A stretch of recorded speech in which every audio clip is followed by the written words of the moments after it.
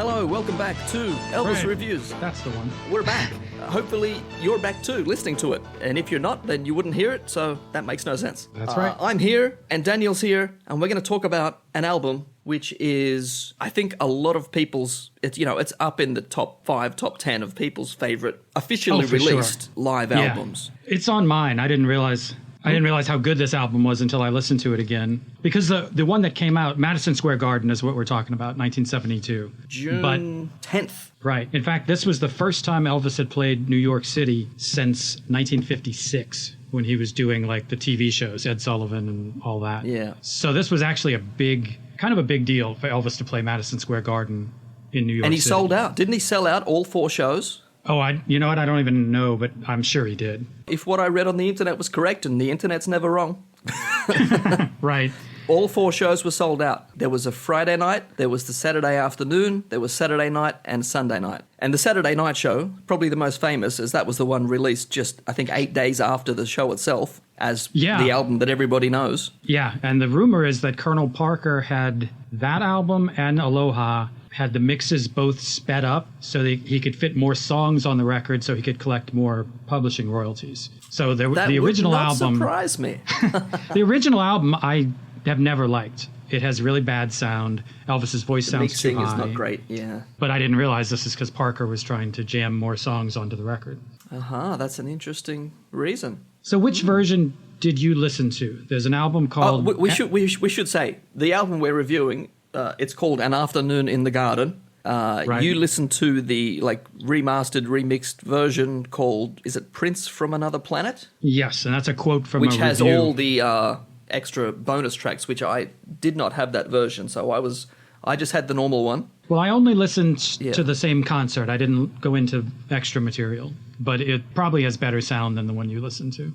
Probably. But, I mean, Afternoon in the Garden sounds amazing anyway. I mean, there's slight mixing issues here and there. We'll get into that. But overall, it's a great show. And, the sound is fine. It's great for me. Yeah. Again, if you're going to compare it to an audience recording from 1972, this is the best thing you've ever heard. Right. Now, have you watched any of the footage of this? I did. I think great. Most of it. It was all on YouTube. Yes. I think it's roughly about 20 minutes. There's about 6 or 8 songs. Yeah, and he's in Some like of a it light... cuts in and out. It's in the blue with the yellow towel, yellow scarf. That's it. And, it adds a lot when you can see what he's doing. Because sometimes you'll be listening to an audio show and then, he's just in the middle of a song and then out of nowhere the audience just screams their heads off. And you're like, well, what's that about? Right. And then you see a video and you're like, oh, he did that. Okay, that makes sense. Right.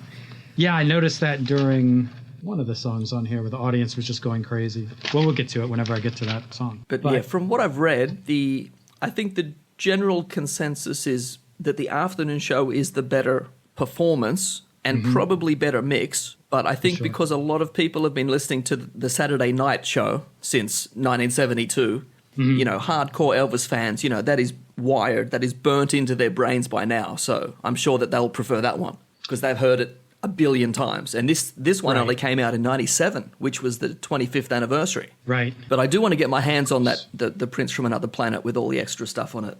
I'll find that somewhere. Yeah, like I said, I was glad YouTube finally put the video content on there because that was the only reason I really wanted that box set. Well, and also there was the big press conference before as well, which I think most of that's on YouTube as well. Yeah, I've got a couple of audio recordings of that press conference. And then right after Elvis died, there was not right after, but in 1981, they did a documentary called This Is Elvis. And they show a lot of that press conference in there. Yeah, it's a very well-known press conference because he did so few of them. Yeah. I mean, you see Elvis on stage, you listen to, video, and then you listen to the audio shows, but just seeing him, you can talk about Elvis on stage, like that's what it is. And it's all the, charisma and everything else that he's got. But then you see him just do like a normal, like this press conference. And it's, I don't even know the words, just like the personality of this guy. Yeah. The sense of humor, the charisma. It's just like, how can you not like this guy? I mean, just look at him for a start. Yeah. And it's just amazing. Elvis just had this thing. It wasn't just the voice and it wasn't just he was just the whole package in a way that I don't think I've ever seen before or since. It's what they call the what is it? The it factor, the Yeah. X factor, Either one of way. those things. It's just he just had it. Whatever it was, he had it. He had it all. Yeah, he definitely did. And what's cool also about this video being online is it helps. We mentioned the whole fat Elvis thing in the first episode, and that's a stereotype that drives me crazy because he was basically fat from about 76 till 77. It was really just A hard less than like the last year. I mean, and Yeah. it probably went up and down with like bloating or whatever, but Right, it but- wasn't a long amount of time. No, it was very But short.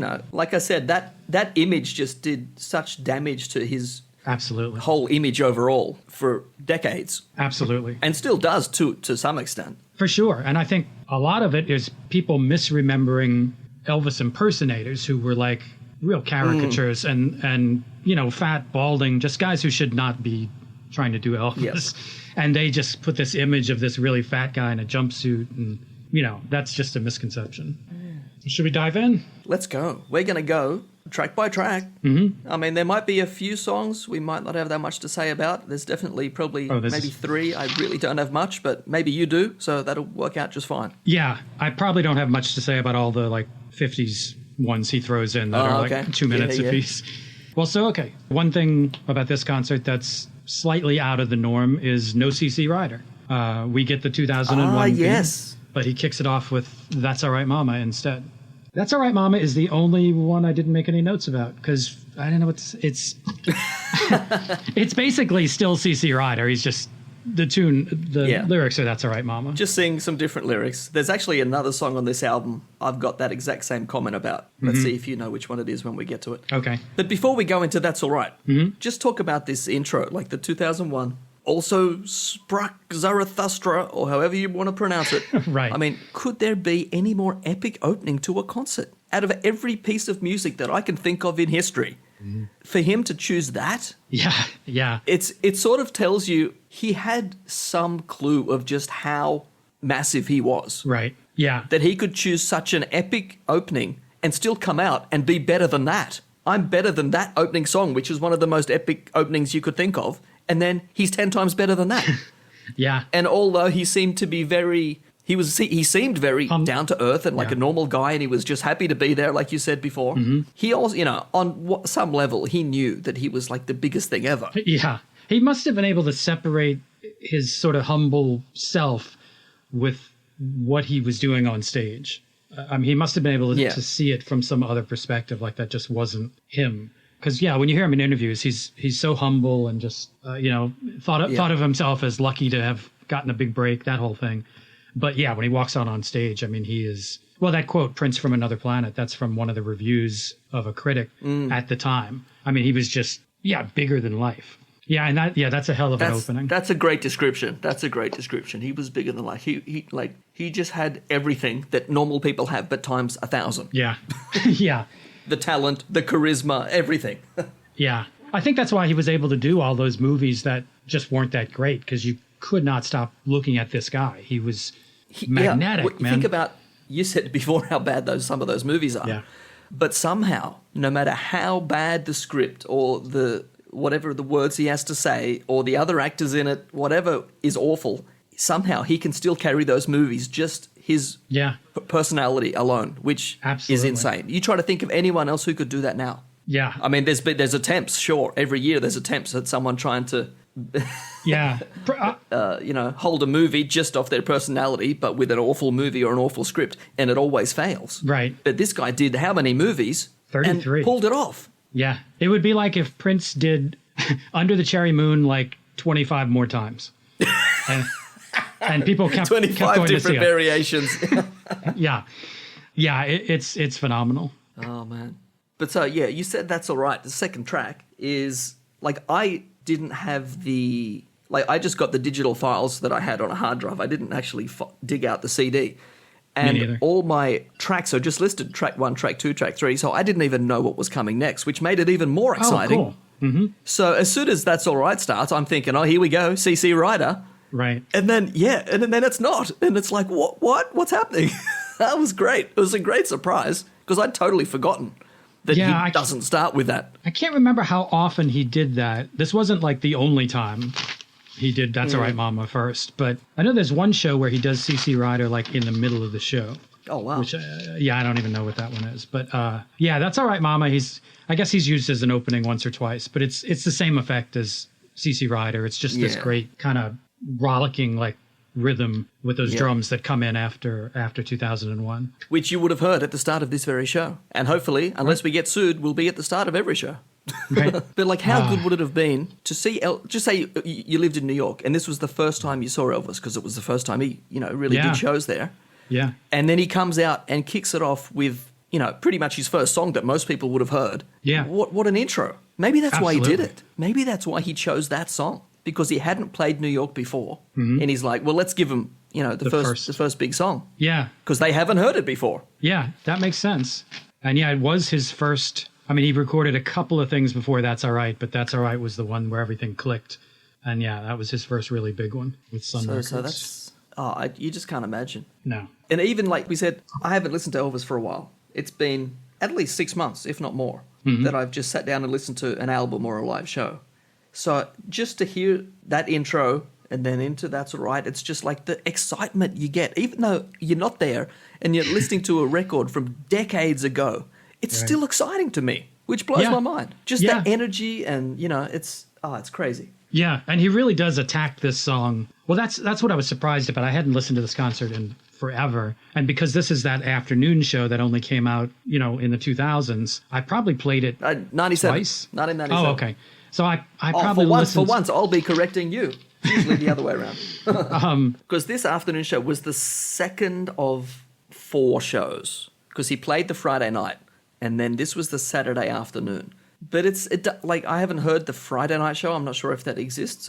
It may. But even in this show, you can sense a bit of, I don't know if nervousness is the right word, but because he hasn't played New York, you can tell he's sort of trying to give them everything and for them to take him seriously, and he wants to like blow them away. Yeah.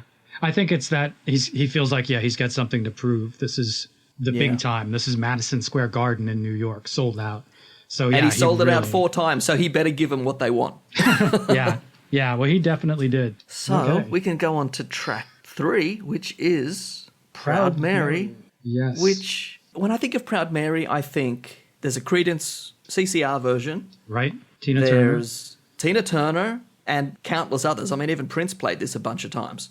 I forget about that. Bunch of times, especially MPG. Like, this was actually recorded for the Exodus album. Really? There's a proper version recorded, but I think it's not Prince singing. I think it's Derek Hughes. Okay. This is a song I've never really been that into. I live in New Orleans, and so it's a song I've heard a lot because I'm right by the Mississippi River. Yeah. And even though I think this song might have originated in Memphis or somewhere along the Mississippi, it's hard for me to hear it and not hear the part of the Creedence Clearwater version, because that was the one where he kept Big Wheels Keep On Toyin' and Proud Mary Keep On Boyin'. And so, it's hard to not hear that. But Elvis actually recorded this before the Tina Turner version, which I thought was the other way around. But I can tell why Elvis related to it, the whole Mississippi River. But it's never been a favorite. At the time this concert took place, 1972, this would have been a fairly new song, because the Tina Turner version had came out in 71. Elvis first sang it in 1970. But this was like a popular song at the time on the radio. So he went from That's All Right Mama, his first hit, to doing something that even if nobody had ever heard of Elvis, they would know this song. So that would have gotten the crowd going, and I think it did. Prince fans have this conversation a lot about the set list and how crucial some placements of songs can be. Right. And then you look at Elvis set lists over the years, and there's a lot of things which are very similar. Like some intros lasted a long time, and some outros, like the final songs, were the same for a long time. Right. And then the middle sort of got changed up here and there, but you can see that there's thought and there's reasons behind why this song is where it is. Oh, absolutely. And there's this is before he really settled into the routine that he got into probably from 75 onward. Or he was kind of in that routine before, but you can tell by how much this concert is he's shaking things up. And I think he was still really into it. There's a few songs in here which are not part of the normal set list. That's for sure. Not at all. Like the next one, Never Been to Spain. I don't think I've ever heard another live version of that from him. I don't think. Oh, wow. I don't think he. Yeah, I don't know if he ever did this one outside of these Madison Square Garden concerts. Holy moly! He might have. Oh, I'm sure someone's going to be shouting at their speakers right now. No, we played it in this place on this date. Yeah, he might have. He might have tried it in Vegas first, but. Well, I've jumped ahead to Never Been to Spain already. Yeah, before we go to Spain, I just want to say that the funny thing about, like, a lot of Elvis's songs are other people's songs. Like, there's not a lot of Elvis Presley written songs. There are none. Like, people wrote songs that gave it to him, or he just said, hey, I want to do that song, and they're like, sure, do it. But even after you know all the famous versions of Proud Mary, you know, they're very well-known songs by other artists, and after I've heard Elvis do them a bunch of times, it's hard for me to hear them without thinking of him. Yeah. Like, if I hear Creedence if I hear the original version, straight away I'm just thinking of Elvis's version. Like, he just had a way of making a song his song. Absolutely. And he does it with Proud Mary, and he did it with a whole bunch of other songs. Absolutely. And, like, so many people have covered this, but for me, he owned this song. He just took control of it, and that's it. It's his. There's no going back now. Yeah. There's a lot of songs like that. Like, we're going to get to a few on this album that are famous by other people. Yeah. But when Elvis does it, it just feels definitive. It's not on this album, but when he did Bridge Over Troubled Water, which is so big by Simon and Garfunkel, but Elvis's version is just so much more powerful to me. Yeah, he had a... I mean, he did. Yeah. He had a way of making a song absolutely his own. And we'll get to those. But before we go to Spain, I just have to say, I love the key changes at the end of this song. I don't even... You know, just where it just goes up, and it goes up, and it goes up, which is not on other versions of it. But, you know, in a live setting, just doing that, it just, you know, the energy just kills you. It's so good. Yeah, well, both these next two songs, Proud Mary and Never Been to Spain, there is no studio version from Elvis. There's only live versions. Oh, wow. Just live. Yeah, so Proud Mary was never done in the studio. Interesting. Yeah, I don't know if this would be the definitive Elvis version of Proud Mary or not, but it's a really good one. Well, it's got all the key change. It's got all the jumping up at the end, so that works for me. Yeah. Which I think he did keep in later versions as well. So. Yeah. Well, I noticed when we get to Polk Salad Annie, well, we'll get there, but I noticed a lot of stuff kind of missing from that version. So let's go to Spain. Track 4. Never Been to Spain. Right.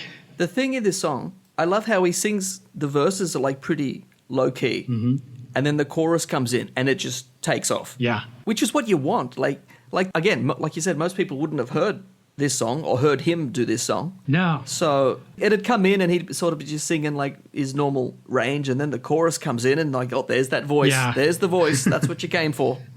Yeah. This is a song that was brand new in 1971 by a group called Three Dog Night. So this would have been like a song, a popular song in the early 70s for him to have covered. So Three Dog Night did what's that song? Joy to the World? Is that the name of it? Is that them or is that Blood, Sweat and Tears? I get them confused. I'm pretty sure it's You're probably right. And quick side note, have you ever seen a movie called Amazon Women on the Moon? No, I haven't. Which is a hilarious... It's like the movie Airplane. It's just like a total piss take of those disaster movies. And Amazon Women on the Moon, it's sort of making fun of a whole bunch of different types of movies. And there's this whole skit throughout the movie which comes and goes about this guy called, I think it's Don Simmons, and it's the man with no soul. And he sings like a whole bunch of songs. And one of them is this Joy to the World. And it's like, who was that guy who did all the songs? Was it Pat Boone? I think it was making fun of him. Oh, okay. Yeah, because like he sang all these really popular songs, but like there was no passion, there was no soul. It was just, I've got the voice, I can sing in tune, so here's a song to make some money. Yeah, he put out a cover of Little Richard's Tutti Frutti in the 50s. Yeah, it's the most whitewashed, horrible version of the song you can imagine. But if you ever get a chance, go and see Amazon Women on the Moon, because that's just a funny movie. But anyway, that's not what we're talking about. That definitely sounds like my kind of thing, though.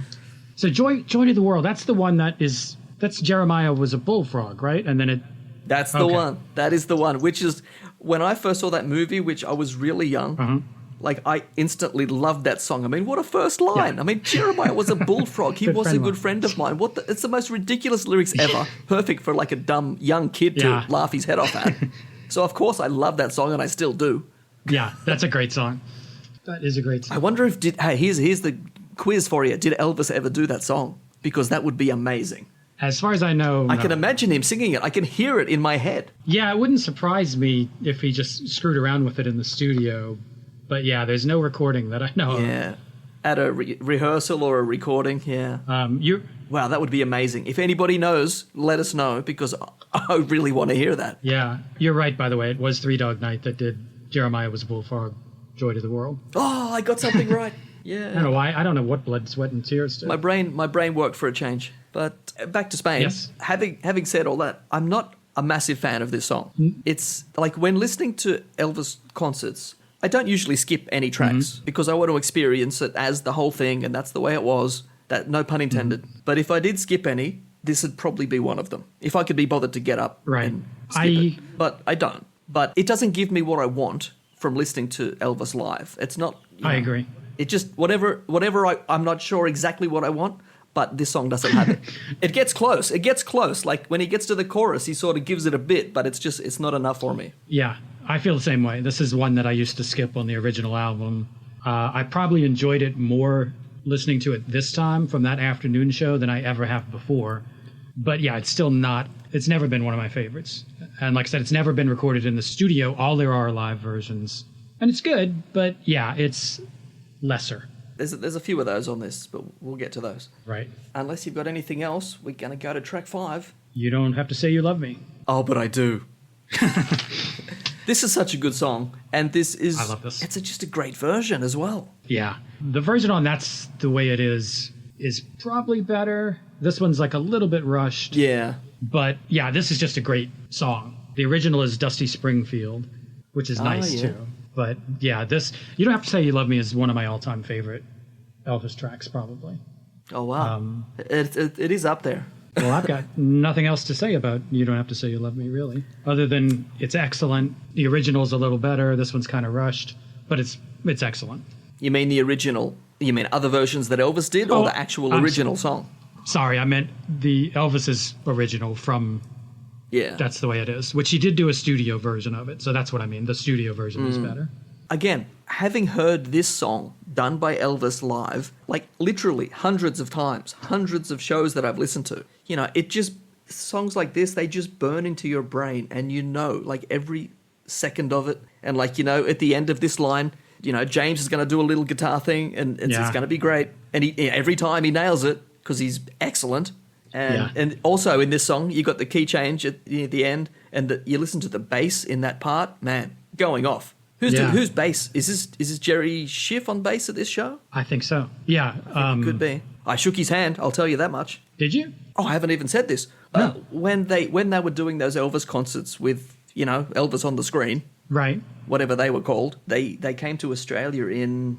It could have even been 2017. I have no dates in my memory for that show, but it was great. It was in Sydney. It was at this International Convention Centre, which is very similar, it seems, sort of set up to, the videos you've seen of that International Hotel in Vegas, how they've got like all the little tables and stuff set up, and it's sort of like a little amphitheatre.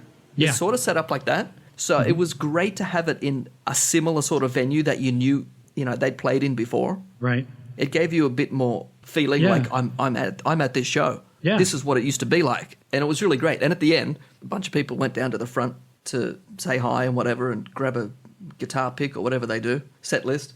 And I was down there too and shook Jerry Schiff's hand, a couple other people, which I can't remember. Yeah. Oh, that's really cool. And I think Ronnie as well. I think Ronnie as well. And I said to Jerry, "You're the reason I started playing bass." He just laughed at me. I'm not sure if he even heard what I said, but he laughed. Yeah. I remember when that was touring, and I remember kind of being curious to check it out. But I think it was good. I don't think it ever came here to New Orleans, I mean. Oh, wow. They went everywhere else. It was in Memphis for sure, and I was going to go up there to see it, and I just didn't. Yeah. I mean, I was curious, and at the time, I think it was only maybe about $60, and I'm like, that's not too bad. Yeah. Well, I mean, yeah, sure, Elvis isn't there, but all these other legends are on that stage. Right. So I can afford $60 for these guys. I didn't really have much expectation, and it blew me away. I thought it was excellent. Yeah, I'd go and see it again if they came back. I've seen clips I really of it. liked it. Well, I wonder if they're going to try to come up with like a hologram Elvis or something at some point. Because that was, like you said, I'm sure they will. Yeah, that was just him on the screen. I'm sure they're going to come up with a hologram Elvis at some point. Just like they're going to come up with a hologram Prince, I'm sure. It was interesting to watch. But look, this is a whole other show. What are we doing? Where are we up to? Until it's time for you to go. Track number 6, there we go. Yeah. So you go first this one. Okay. I'm babbling too much. The studio version of Until It's Time for You to Go is another one of my big favorites. I mean, it's a ballad. Ooh. This version, Elvis sounds a little bored.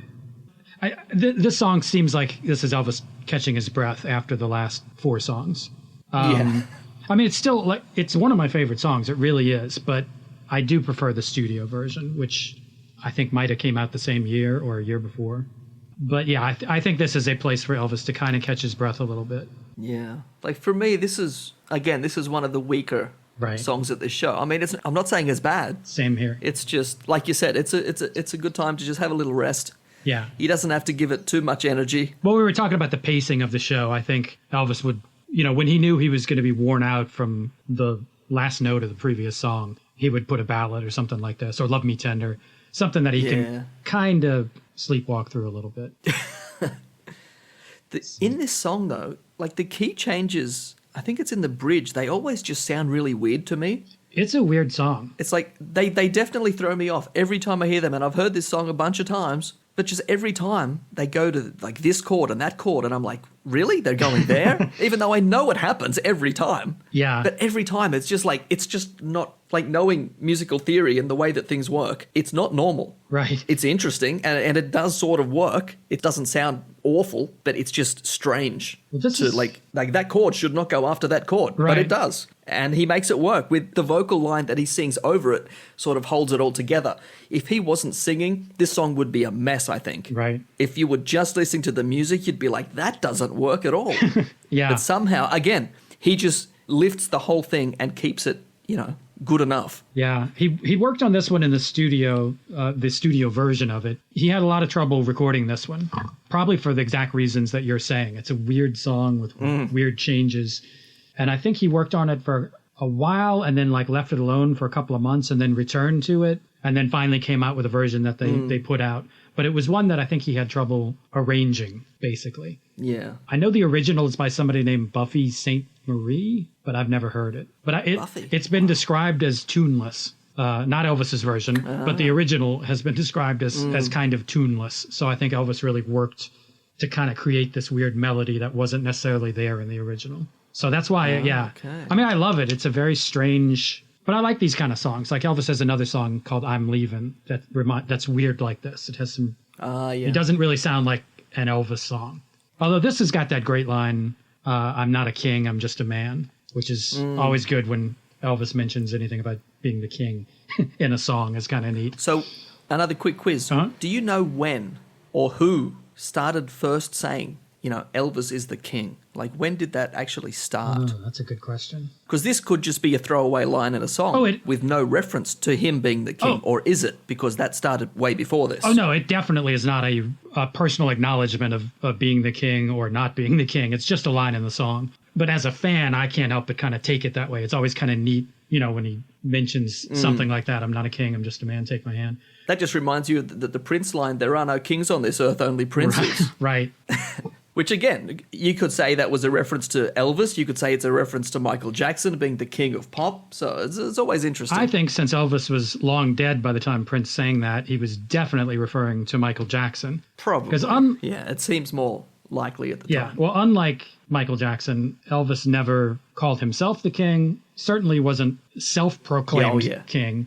And usually when people called him the king, he said something like, he'd say, no. Yeah, yeah, exactly. Or he would say, read the Bible, Jesus is king, that kind of stuff. He was not... Yeah, he was not the self-proclaimed king of rock and roll. This was thrust upon him. And you asked when. I think as early as the 50s, it started getting tossed around. Oh, wow. But I don't think I think it was the 70s when it really took hold. And maybe even more after he died. when it really kind of, the king of rock and roll took hold. So. Yeah. Because, by the time he was gone, even though the last year or two he didn't have that great of an image, people realized after he was gone that, oh, hang on a second. Yeah. There was nobody like this guy. Yeah. But when he was around, that thought probably wasn't there. Right. It's only when someone's gone you realize that, oh, wow, they're gone. Yeah, exactly. And there's no one else like that. Right. And then when they put out a new album, everybody calls it a masterpiece, even when it's crap. But that might be a different topic. Oh, what a relevant comment.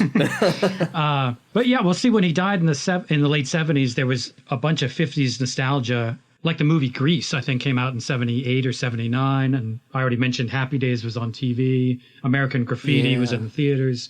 So all this 50s nostalgia was kind of happening. And so I think that's when they sort of reevaluated that Elvis was, really king of this. He was, he brought it all together in the perfect package, whereas nobody else had. So, do you know what? What? I think this is going to be a longer show than we thought. Yeah, we haven't even gotten. We're only up to track 7. There's 24. Oh, shit. So, track 7. Track 7, You Lost That Lovin' Feelin'. That is a famous song by the Righteous Brothers, that blue-eyed soul thing that Elvis was perfect for. He sings the hell out of this, and he just kills it. Yeah. And he does his standard joke of down on my knees. What, baby, baby, I'll get down on my knees if this suit weren't so tight, which I love when he throws in that nonsense. Yeah, I've got written down that this has been the highlight of the show so far for me. Yeah, I'd probably say that too. My favorite Elvis version of this song is a rehearsal, and it is on a box set that came out. I think they just call it the silver box in Elvis circles. But there's a rehearsal version of this that's really, really good. But this one's great too. I don't want to keep referring to other versions. This is an absolute killer performance. It's my favorite of the show so far. Yeah, like this. First of all, it's a great song. It's an amazing song. Yeah. But then you put Elvis's voice and that band playing this song, holy moly. Yeah. When he hits that first baby, man, just punch you in the chest with that. He just like shouts it. It's so good. Yeah, I agree. This one is better than for me, better than the Righteous Brothers who wrote it and did it first. I mean, yeah, look, they had nice voices, but it wasn't Elvis. No, it couldn't touch this. This was amazing. I mean, I'll give them a bit more credit than, say, Pat Boone for having like passion in what they're singing. Yeah, well, they were still Elvis just kills this. Well, they were authentic, at least the Righteous Brothers. Pat Boone is an example of cultural appropriation, at least in the 50s. He really was. He was like, it's like, let me take all these songs from this group of people and make it palatable for this group of people and make a load of cash along the way. And see, Elvis never did that. He would cover a song by, Little Richard or whoever, but it was always authentic. It wasn't, I'm going to change this for a certain audience. It was just Elvis singing. Yeah, it was just authentic, whereas Pat Boone, mostly not authentic. Pat Boone is like the Vanilla Ice of the 50s. Hey, I love Vanilla Ice. Really? I tried to sit through that Cool as Ice movie like twice now, and I just can't get... Oh, do you know what? I haven't seen that. Oh, it's horrible. It's so bad. I don't know how I didn't see it, because when like Ice Ice Baby and like that first... Was it To the Extreme? That first album he put out? I think so. I was like 12 or 13, and it was the best thing ever to me. Oh, I hated it. And But yeah, for some reason I never saw the movie. Maybe I'll have to do that. Anyway, back to this song. I love where Elvis laughs at this random cymbal crash at 1:15. Ah, okay. Because, I mean, it's meant to be there, but you can tell it's definitely louder than everyone on that stage was expecting. And you just hear Elvis laugh and then carries on singing, and it's just funny to me. Yeah, me too. You got the orchestra, the strings through this, just always great. Yeah. And he hits some great high notes just before the second chorus at 2 minutes. And then when, the song sort of changes about 2:30. And then when Elvis starts doing that don't, man, that's so good. The power in that voice, chest voice, it just, it kills me. Me too. Every time. Yeah, me too. He just really digs. Yeah, it's unbelievable, that voice just coming out of a human being is insane. And you already mentioned that line, I'd get down on my knees for you. And he's sort of singing that in this like really like calm way. And then the funny line, if the suit wasn't too tight, he like shouts the hell out of that line, and it sounds so good. Yeah. And he's down on the ground at that point on stage. He's got to be on one knee or something. It's definitely the highlight of the show so far. for me. And we sort of touched on, just like Elvis, Prince borrowed things from people who came before. For sure. Prince has made a fair few references about, the suit being too tight here and there over the years. So that's interesting. Yeah. Well, Prince's clothes and Elvis's clothes, I find a lot of similarities. I mean, the high collars was the first thing when I went and saw Purple Rain. It was like, he wears the same collars that Elvis always wore in all the jumpsuits. And then, and so many bands, I mean, you go to see them and they're just wearing street clothes. But Prince and Elvis... Come on, put in some effort. Exactly. Put in some effort. Yeah. See, Prince and Elvis dressed for it, and that's cool. I mean, I wish it weren't the 70s. I wish they weren't rhinestone jumpsuits. But I mean, look at how Elton John was dressing at the same time, and or David Bowie. I mean, 70s was just a free for all for this kind of thing. Yeah. Last thing I've got to say about this song, Ronnie Tutt, just going crazy. Yeah, he is insane. He's an amazing drummer, and I've got more to say about him later, so I won't say it now. But yeah, I agree. I noticed that listening to this, the drumming just throughout was phenomenal. He's the whole so album. Quick. Yeah. He is so quick. Like the drum fills that he does, and then the way that Elvis reacts to those drum fills, and then the way Ronnie reacts to Elvis reacting. And it's just this like circle that feeds itself, and it just gets crazier and crazier, some songs. It's amazing. Yeah. It's amazing to watch. It's great to hear, but to see it on video, oh my God. Yeah. That's the way it is, has some really good footage of that, I'm pretty sure. Oh, absolutely. That's, like I said, that's probably my favorite concert footage of Elvis, was captured in that movie. Because he was really at the peak of his looks, his voice. Yeah. Shall we move on to track 8? Let's go. Track 8. Polk Salad Annie. I know this is one of your favorites. Oh, it's such a good song. Yeah, it is. It's like... And this is a great version of it. Like, seriously, Ronnie Tutt, Yeah. if you have any doubt how great this drummer was, just listen, or if you can, watch Ronnie Tutt on this song. Yeah. Like, it just blows your mind. There's a really good bass solo in this song too, which I always like because I play bass or used to. But yeah, songs that I really like, sometimes I struggle to find things to say about them, and this is one of them. Like, that's about all I've got. But all I can say is it's amazing, and I love it. So Gotcha. You go. Okay. Well, I've written down that this might be the tightest version I've ever heard Elvis do. Ooh. He leaves out that whole beginning with the whole, some of y'all never been down south too much. That whole thing is left out, so he launches directly into the song without the whole preamble, which I like the preamble. But this is... Yeah, it sets the scene. Yeah, this is just the tightest, most rocking version I think I've heard Elvis do. And a lot of that is down to the great drumming. Yeah, it kicks ass. I think the next 6 songs we can probably lump together. We can fly through. Well, I've got things written about all of them, but just a few lines. So. Same here. And every one of them is less than 2 minutes long. Yeah. So we can't talk more than that. Exactly.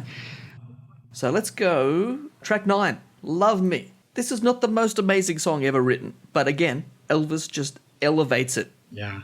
Just with his voice alone. Do you know the original? And who does the original? I mean, well, Elvis does the original. I meant, do you know Elvis's original from 1956? I've probably heard it. It's fantastic. I don't remember it off the top of my head. It's one of the only songs he asked these 2 songwriters to write for him, and then Colonel Parker was super angry and wouldn't ever let that happen again because he didn't get the publishing rights. But these 2 songs... I do remember reading something about that. Yeah, well, these 2 songwriters who've written a lot of... Jerry Lieber and Mike Stoller. Stoller, yeah. Exactly. Jailhouse Rock. Exactly. Jailhouse Rock. Well, he asked them to write like a kind of a country song, I guess. But Elvis turned it into this really torchy... He transformed it like he does everything. But yeah, the original is one of my all-time favorites. This, a little bit of a throwaway. Again, he's got to be exhausted from Polk Salad Annie. So I think the next few songs, because After Love Me is All Shook Up, which he runs through. Do you have anything for All Shook Up? I mean, it's a bit over a minute. And, but I do like, as soon as the first second of this song starts, everyone just loses their mind and just screams their heads off because it's like, this is it. This is what we came for. Yeah. And he gives it to them. It's short, but they get what they came for. Yeah. To me, the song All Shook Up has always reminded me of Prince's Delirious. It's like this, Oh, yeah. I mean, it's just that sort of rockabilly sort of thing, yeah. It's even got a couple of the same rhymes and stuff in it. Yeah, it's like Prince took All Shook Up and it's like, well, instead of All Shook Up, let's say Delirious. And just kind of worked around that and created his own unique thing. But yeah, I always felt like All Shook Up was a little bit of the inspiration. Then we got Heartbreak Hotel next. Track 11, Heartbreak Hotel, yep. It's a really good, nice bluesy version. Feels like he's trying a little bit more than on the last two songs. Like he feels like he's actually kind of into it, a little bit less of a throwaway. But I like it. He was doing this blues version of it, I think, since 1969 in Vegas, where he would just kind of slow it down and do it that way.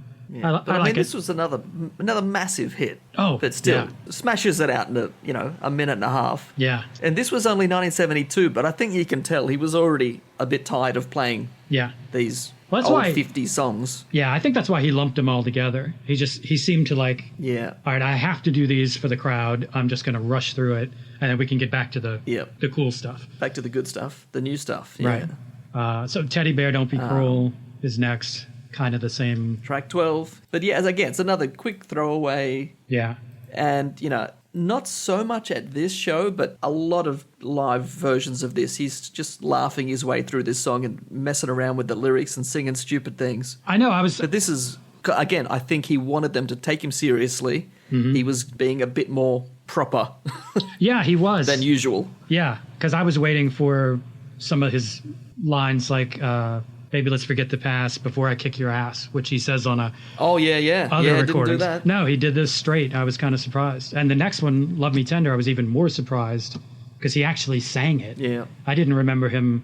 Yeah. Usually Love Me Tender is just he'll sing the first line and then he's off kissing girls in the audience. Yeah.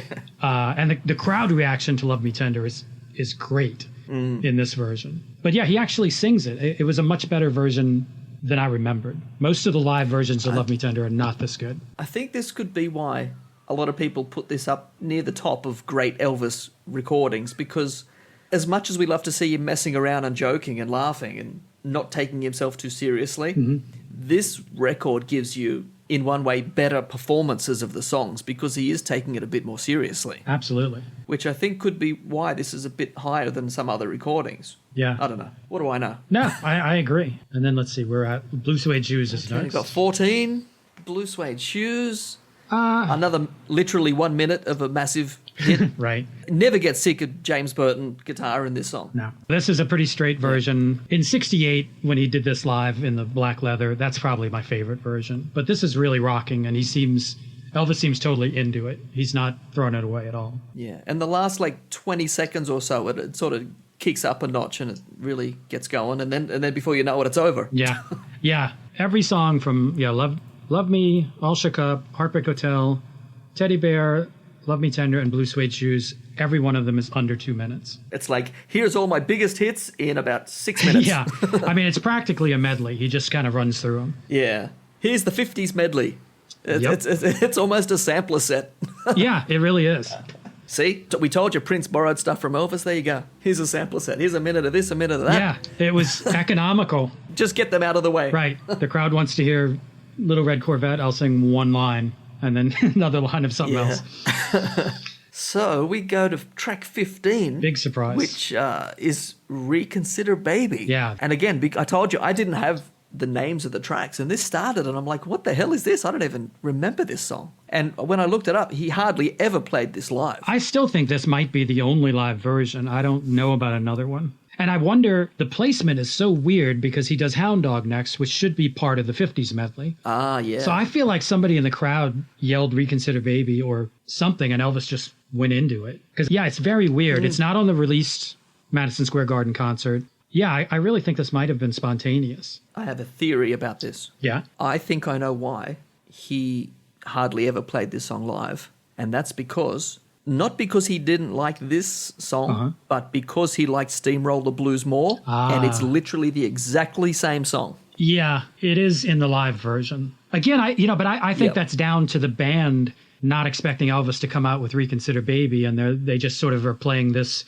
because it also sounds a lot like Merry Christmas Baby, which was his big blues Christmas song. Yeah. Pretty much the year before, 1971. So the music is very different than it is in Elvis's original from 1960. which is, again, just one of my all-time favorite Elvis blues songs. But yeah, like when I listen to the music, because I don't pay that much attention to lyrics usually. So when I was listening to this song and I was listening to the music and I'm like, this is extremely similar to Steamroller Blues, if not the same. Yeah, it's the same groove. And you listen to him when he sings that, he really likes singing that song. He enjoys it, and he did it a lot. Yeah, he did. So I think that's could be one of the reasons. I think you're exactly right. I had never really thought of that, but I guess he just one blues song per concert, and it was Steamroller Blues usually. But yeah, this song, I love this little vocal thing around 2:10 and 2:20 that he does. It's just cool. But then, yeah, like you said, you get that sort of in the middle of this, and then you go back into Hound Dog. Yeah. Back to the 50s medley almost, which is track 16, Hound Dog. Less than 2 minutes. Starts it off, this is my message song for the night. Always a funny line. Yeah, he always goofed around with Hound Dog in the beginning. And he messes around with the intro, and he's singing different things, and he's like, oh, you don't know what I'm going to do? You don't know what it's going to be? Yeah, I love that whole part. That whole part is really fun. And I do like that he did the really slow blues version until the last verse when he does it at, in regular time. Yeah, the last 30 seconds, it's like, here you go. This is what you've been waiting for. Yeah, it was a better version than everything about this concert was way better than I remembered. Like every track has been much better than my memory of it. And Hound Dog is no exception, even though, he doesn't rush through it like he does in like 77. And so, yeah, it's a decent version, I think. Short, but it's pretty good. But I think like a lot of people, you're probably a lot more used to hearing the Saturday night show. Right, I definitely am. And because this is sort of a much later edition, release date-wise, you probably have heard it way less than that other show. I feel like I've barely listened to this concert. Like hearing it for this, it wasn't the first time, but it was probably only about the third or fourth time I've ever played this straight through. See, this is where I have in some ways, a benefit, because I think I got this afternoon show and the night show. I think I bought those two CDs on the same day. Yeah. So to me, they're totally equal in, the number of times I've listened to them. I think Elvis, as recorded at Madison Square Garden, the album from 1972, was one of the first Elvis albums I had. I think Elvis had just died, and I had gotten into Elvis, and so for that Christmas, I got 3 or 4 Elvis albums, and this was one of them.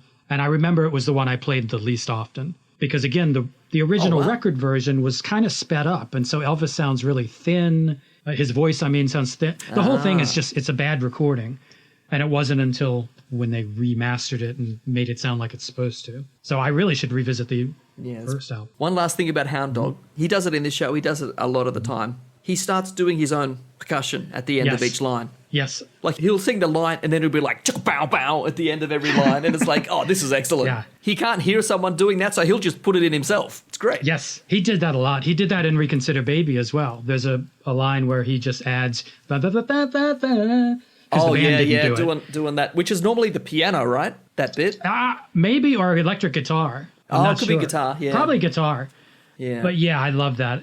And again, something Prince did a lot. Yeah. Especially in like rehearsals and stuff when he's like telling people, this is how this song's going to go. And this is the piano bit and it goes like this and then he just sings it. Right. But he didn't do it a lot live, but he did occasionally. But Elvis did it all the time in concert. I love it. Yeah. Yeah. And I think that goes to show both of these guys they've got the whole song in their head. They know how it's supposed to sound. It's all there. So they can just do every instrument vocally if they have to, because they know where it goes. Yeah, I noticed that too. Some other stuff about Hound Dog, but it really isn't about the live version. It's just about Hound Dog in general. The original vocal version of this is by a woman named Big Mama Thornton, and it's a really bluesy kind of a song. And it's one of those songs that now and then gets mentioned with Elvis kind of appropriating a certain type of music. But what's interesting, Hound Dog was written by 2 Jewish guys. This is another Lieber and Stoller song. Yeah. So you got these 2 Jewish guys writing it. Big Mama Thornton, a black woman, kind of interprets it one way, and it's a great version. I love it. And then Elvis's version is drastically different from Big Mama Thornton's. But it just goes to show the different interpretations of a song. But that's more about the original. I'll have to go and listen to that original then. Yeah, it's on YouTube. It's very, very different. So, track 17? 17, I'll Remember You.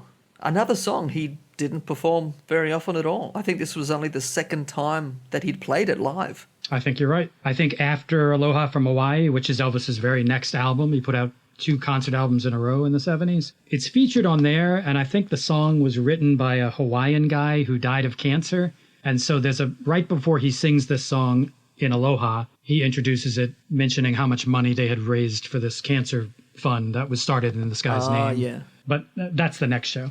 It's an excellent version. The original of this song was a bonus track on the Spin Out soundtrack. So Elvis would do like a couple of great songs and they would stick them on the soundtrack album as bonus songs. And that's where this one originates. The original is immaculate. It's beautiful. And I like this version too. It's a good song. This is okay. Again, it doesn't blow me away. And I think it's because his voice is pretty soft in it, and I don't get to hear that, the power that I want to hear when I'm listening to Elvis. But again, it's an okay song. It just sort of passes by. It's fine.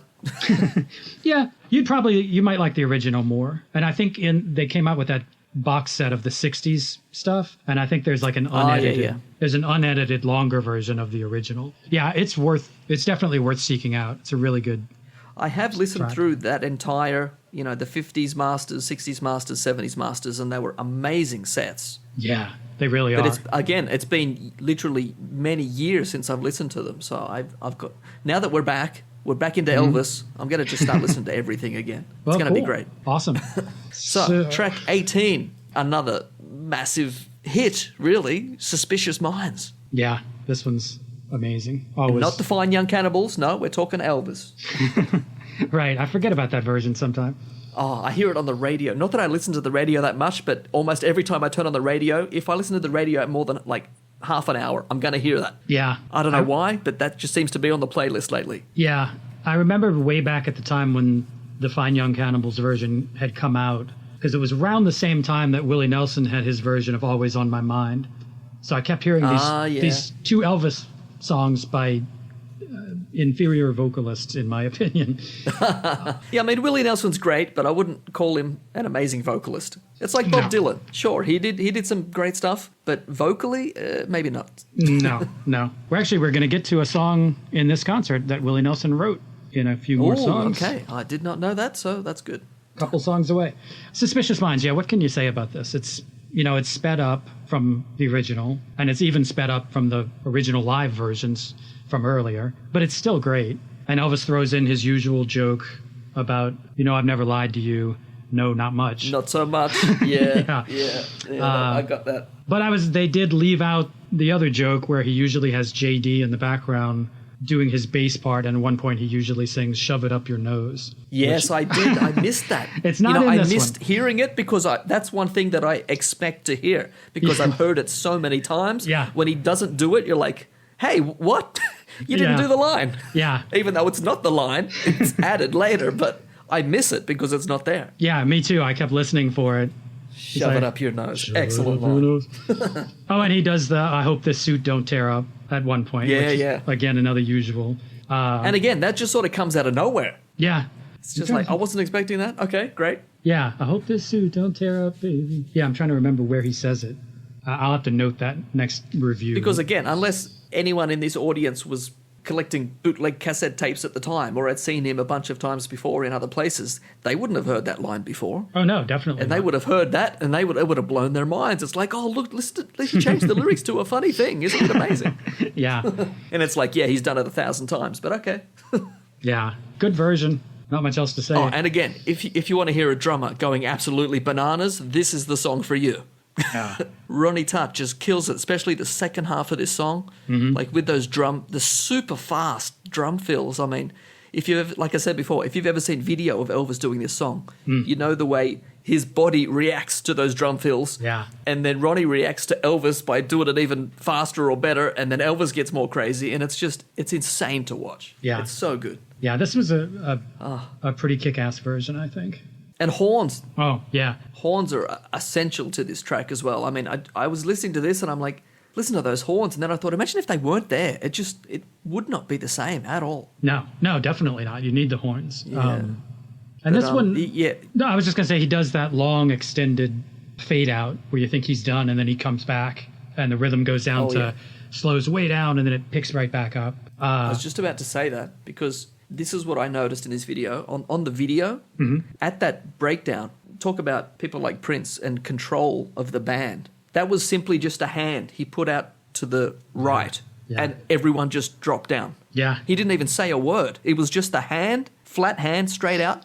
Everything just dropped within 2 seconds. Yeah. Now, that's sort of showmanship and control of the band. Another thing that we've seen Prince do forever. Yeah. And obviously, James Brown and a few others did it. But you can see just that hand out and the whole band just drops instantly. It's just amazing to see. Yeah. I feel like Prince at one point said, this would have been in the 80s, but I feel like there's a quote where Prince mentioned Bobby Z saying something like, he might not be like the most technically perfect great drummer, but he watches me. He watches me. Yeah. Yep. And that makes me think of Elvis as well. That kind of communication with the drummer on stage is especially important, I think. But yeah, background vocals on this, they're always good, though I think they're a bit quiet on this particular mix. I don't know if that changed on the remaster. No, I agree. I think the horns are up, which is good. You need the horns, like you said. But yeah, I think the horns are a little bit louder than the background singers, and it's not quite as perfect a balance. Yeah, the horns are pretty loud, and the background vocals are a bit quieter. Yeah. Maybe the remaster, that's a bit better. I don't know. I think it's kind of similar. Like you said that line, I'd never lied to you. No, not much. Mm-hmm. And then you just see the little smirk if you're watching the video. Right. That's what I love. Yeah. Like, he could have just said that and just continued on. Yeah. But nah, he had to do the little smile. For those that were listening, paying attention and heard it, they'd get it then. Right. But for a lot of people, it would have just passed them by. But that was funny as well. I imagine people especially who've just heard live versions, think that no, not much is just part of the lyrics, not a joke. That's just part of it. Yeah. Although the shove it up your nose part, which is not in this show, but yeah, I think people will figure that's not meant to be there. So then he goes from Suspicious Minds right into the band introductions. Which is actually a pretty short version of it. Like, we don't get like School Days and all the usual extended solos. It's a pretty basic, condensed version of it, I think. I feel like it must be edited. I mean, I'm not sure. Well, it could be. It kind of seems like there's some stuff missing. I know he messes up Joe Gershaw's name. I might be messing up his name as well. And I feel like I wanted to see the visual, but yeah, I felt like I wanted to know what was happening. Because he didn't even do his Tut Shift joke, where it's like Ronnie Tut and Jerry Schiff, and however you look at it, it's Tut Shift. Yeah. yeah, it was a very subdued intros. There were no jokes. Well, again, you could bring that back to, we're playing it serious for New York. Take us seriously. Right. We're doing it right. I think my favorite time when he joked in the introductions to the band is probably from like 1970 or something, where he says, if you don't mind, I'd like to introduce the band. And then he starts introducing the band members to each other. Have you heard that? It's great. He's like, I'm going to introduce the band. I might have heard it, but I don't remember. Like, Jerry, this is Ronnie. I want to hear it. Yeah, it's funny. It's one of his funnier ones. But yeah, this is a pretty much no jokes, straight up. Here's the band. Here's the background singers. Here's the band. A bit over a minute, almost a minute and a half. That's all it needs. Yeah, there's no, like you said, no School Days, no Johnny Be Good or Early Morning Rain. All those things that he did later. Yeah. Yeah, none of that in this show. It's a tight show. Well, again, it's New York. It's the big time, baby. You got to do it right. Well, he definitely did. So now we're on track 20? Track 20, For the Good Times. I don't know what you're going to say, but for me, this is another one of the weaker tracks on this album. There's probably 3 or 4 that I'm just like, yeah, I could do without those. Yeah.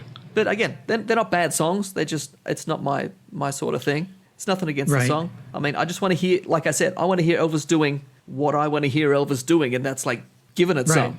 You get that power, get that voice.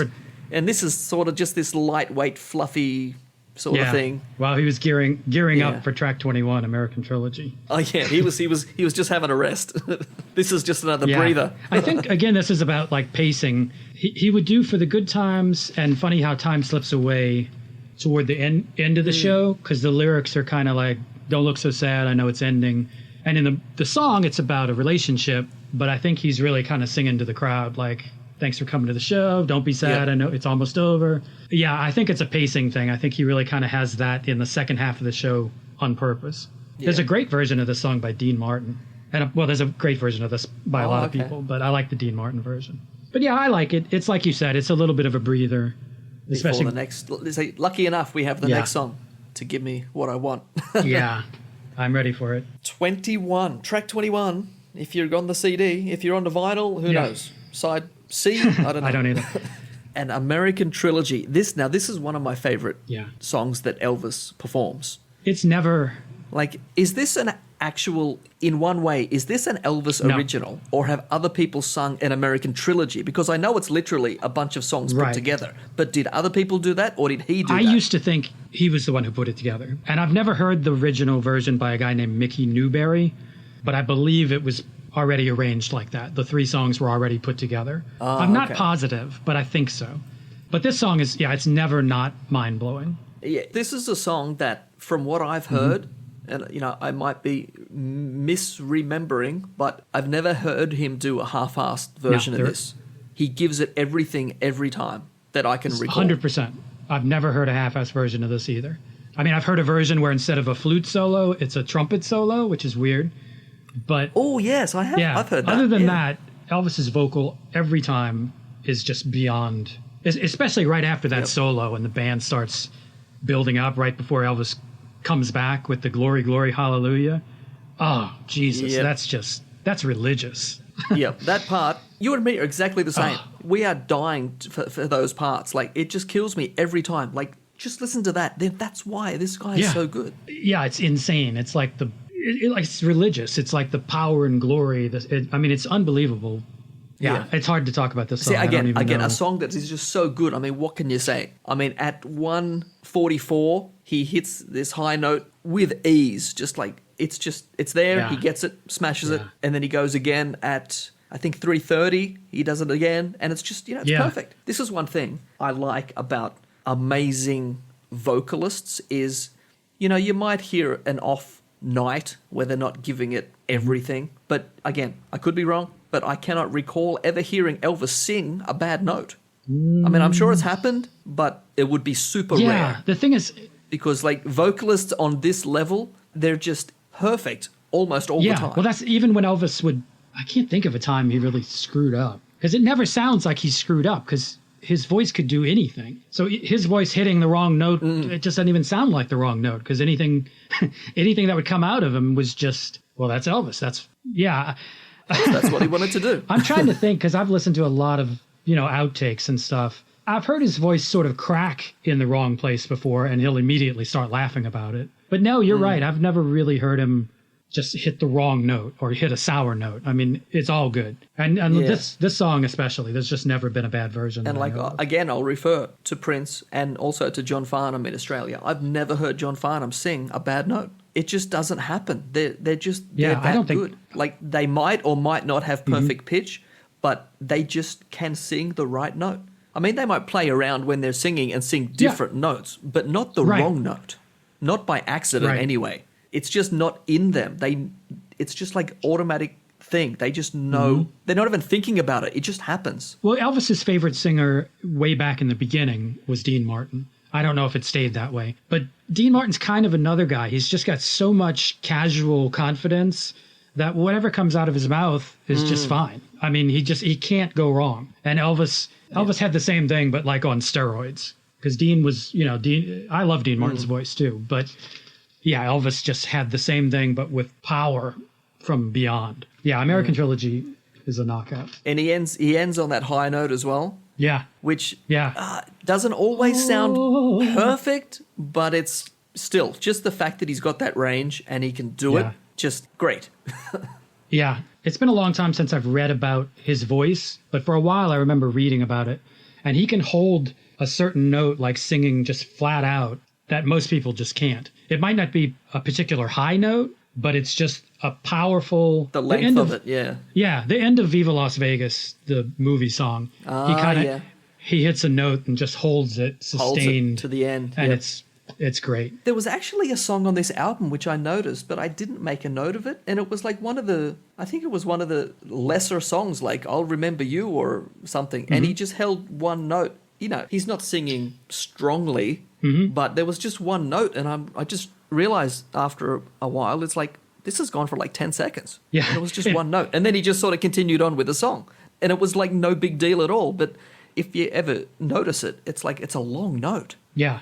Yeah, no, he had just an unbelievable voice. Come on, we got to get through this thing. We are up to track 22. Close. Funny how time slips away. This was the one written by Willie Nelson. Oh, there we go. that sounds like a Willie Nelson song. I mean, when you get really stoned, time does slip away. So, right.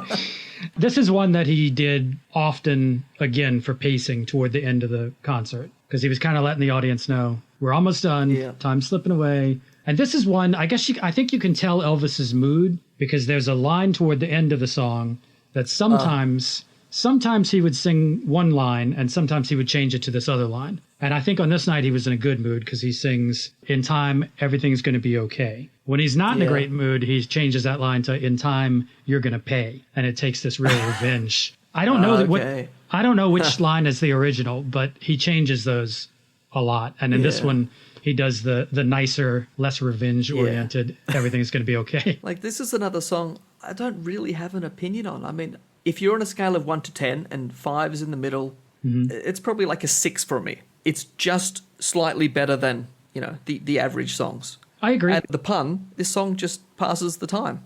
Time slips away when this is on. Like, I don't skip it. It's fine. I'll listen to it. But it just sort of passes me by and I don't pay that much attention to it. But one thing I noticed in this song is he does actually hit a falsetto note at 155, which I think is something he didn't do very often. Not in concert. Well, no, you're right. Not very often. Because he did it and I'm like, oh, wow, listen to that. Yeah. And again, perfect pitch, didn't screw it up for something that he rarely does on stage. And I'm like, oh, there you go. Yeah, I forgot about that. Unexpected. I think at the end of Danny Boy from the Jungle Room sessions, he hits another one of those cool falsetto notes. But yeah, it's pretty rare. And I kind of forgot about that in this song. But otherwise, I kind of have the same opinion. It's not, the tempo of the song is just kind of there. It doesn't get you going. It doesn't really put you to sleep. It's just it's just there. Yeah. It's just a song. to pass the time. Yeah, I agree with that. I do. The best thing about this song, though, again, the sense of humor coming. He literally snores at the end of the last line of this song. That's right. I forgot about that. Yeah. That's one of the best things in the whole show. It's like even he's saying, this song is, a bit of a snore fest. Yeah, I think so too. Hilarious. I think it was one that he put in, again, toward the end of the show to kind of get the audience ready to know we're almost done. You look at the titles of these last 3 songs. You've got Funny How Time Slips Away, I Can't Stop Loving You, and Can't Help Falling in Love. They could all be references to, like you said, the show's almost over, time slipped away, and definitely. I love you, you're a great audience, and, you can't help falling in love with me because I'm Elvis, or the other way around. I agree. I think these were definitely like love songs to his audience at the time, I Can't Stop Loving You, the next one, is another 23. One that I wonder if it was a spontaneous addition, because frequently Funny How Time Slips Away goes right into Can't Help Falling in Love, and that's the end of the show. And he throws in this I Can't Stop Loving You unexpectedly. I mean, he kills it, because Funny How Time Slips Away is not a powerful ballad, and Can't Help Falling in Love is not a big powerful ballad, except maybe the last verse. But just near the end. He gives them this last little Can't Stop Loving You rock out before the end of the show. Yeah, it's really cool. And Elvis probably knew the Ray Charles version of Can't Stop Loving You, which is also really good. Elvis loved Ray Charles. Just the energy which he kicks off this song. Again, it's just that pure power. Yeah. And it's like, you can tell he wasn't ready to do the last song. Exactly. Because he still had this energy and he had to get it out. Because, like you said, he could just go straight into the last song and just, I'm done. Yeah. But he's like, nah, I've got to give him some more. 100%. I've still got more. Yeah, 100%. That's what it seems like to me. It's like, let me just throw these guys one last really kick-ass song. Bone. Yeah. And again, he gets some good high notes in this one, which again, always, like, I know he can do it, but every time he gets up there, I'm like, oh, listen to that. Yeah. Because, you can hear all his, like, normal vocal range normally and the power that he can get from that. But then when he gets up to these higher notes, it's less bassy, but it's still got the power and it's still like on pitch, perfect notes. And it's just like, man, this guy. Yeah. Every time. And even after hearing, like, how many times have you heard Can't Help Falling in Love? A million. How many live shows have we all heard? Yeah. But still, there's just some notes and some lines, and every single time you hear it, it just blows you away. Yeah. And that can't be said for a million other artists, really. No, his live versions, he changed, even if it was something as simple as him just changing the phrasing here and there. But yeah, every live version is unique. And even at the end of I Can't Stop Loving You, when he's playing around with that yesterday bit at the end. Oh, right.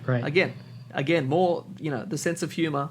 It's a weird show in a way because you can tell he's trying to be serious and put on a great show, but then sometimes I think he just sort of forgets and he just goes back to his normal messing around, right.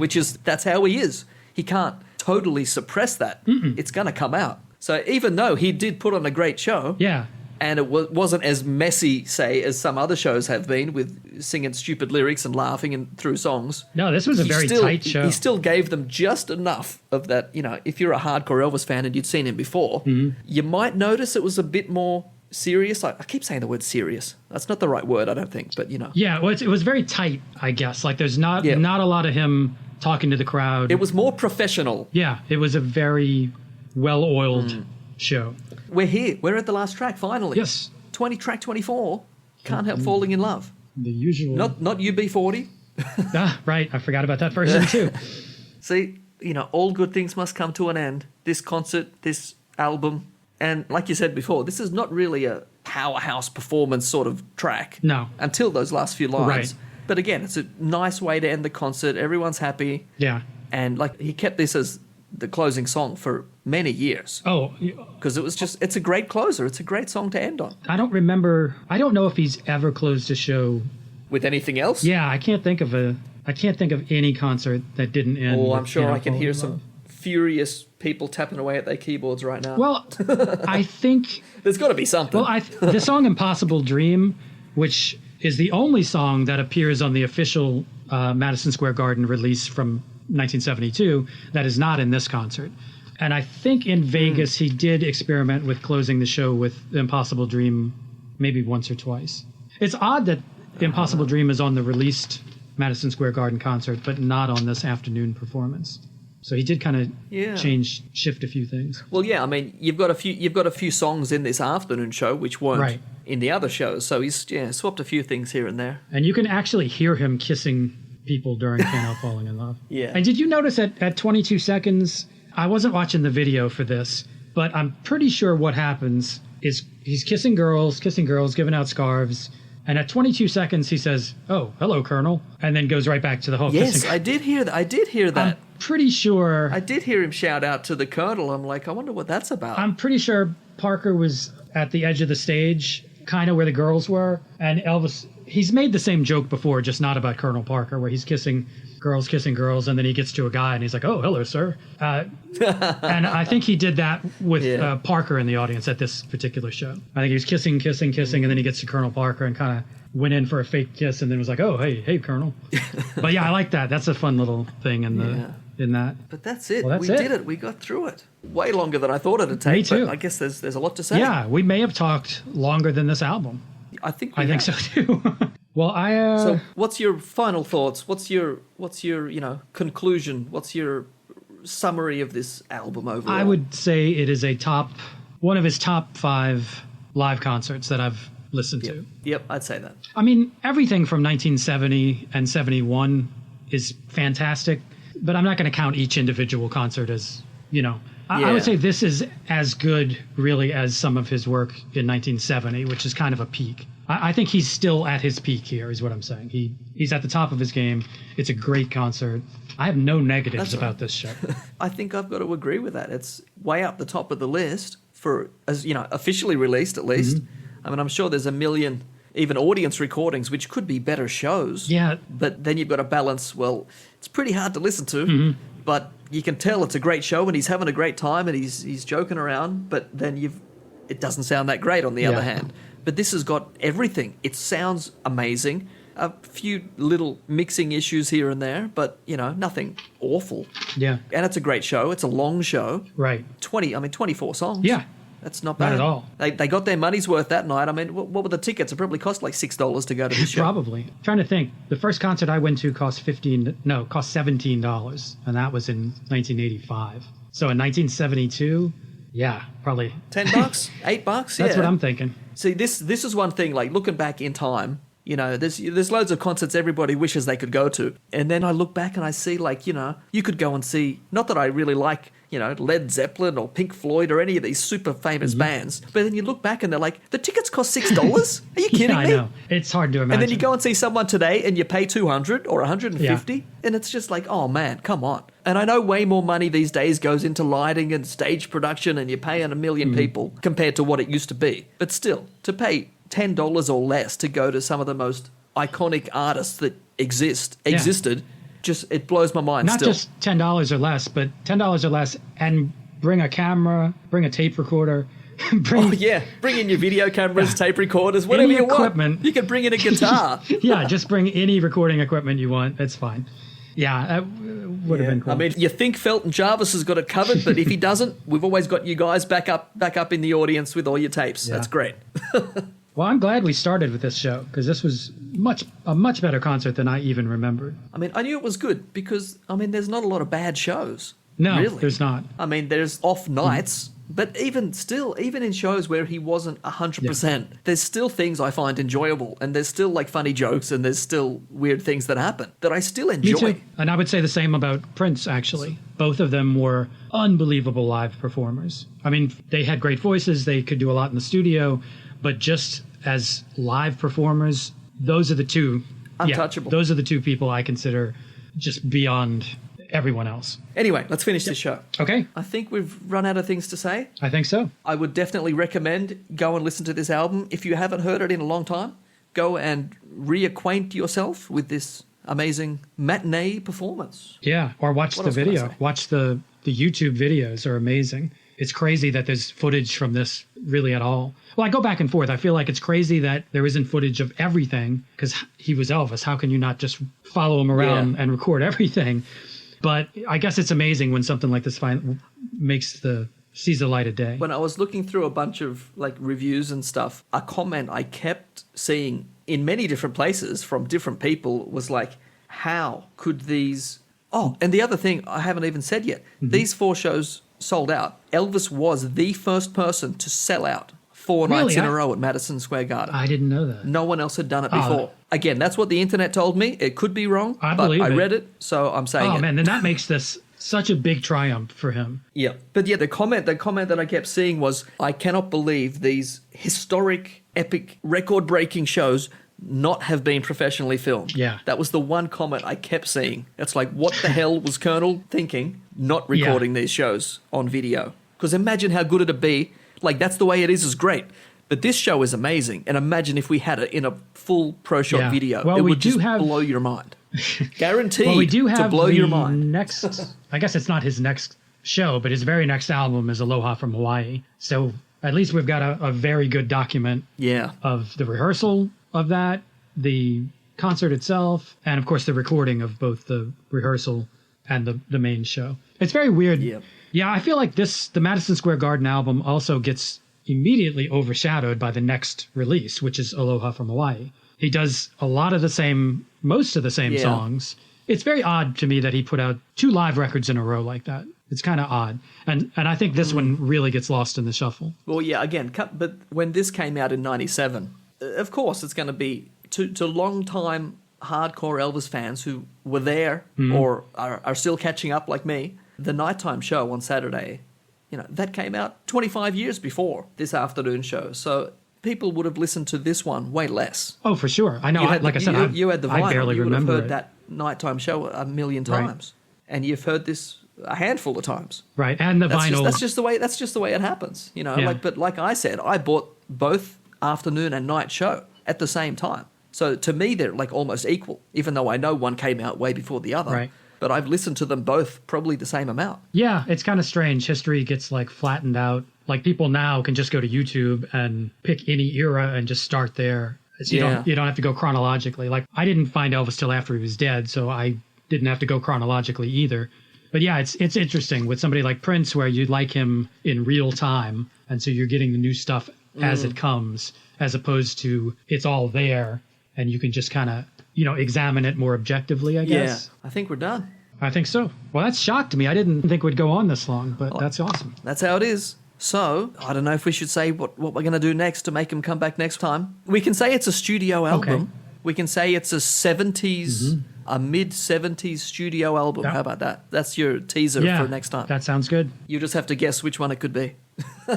Yeah, cool. And it's going to be a studio album, not the expanded FTD version, right? We're not going to cover like every... Yeah, just the normal album tracks, like the original. Cool. Because, if we start doing, well, there's 7 different takes of this track. This is going to be like a 12-hour show. Impossible. So, that's coming up next. Here comes the music. It's fading in. Well, goodbye, everybody. Thanks for listening if you were listening. Thank you for listening. See you next time. Bye. Bye-bye.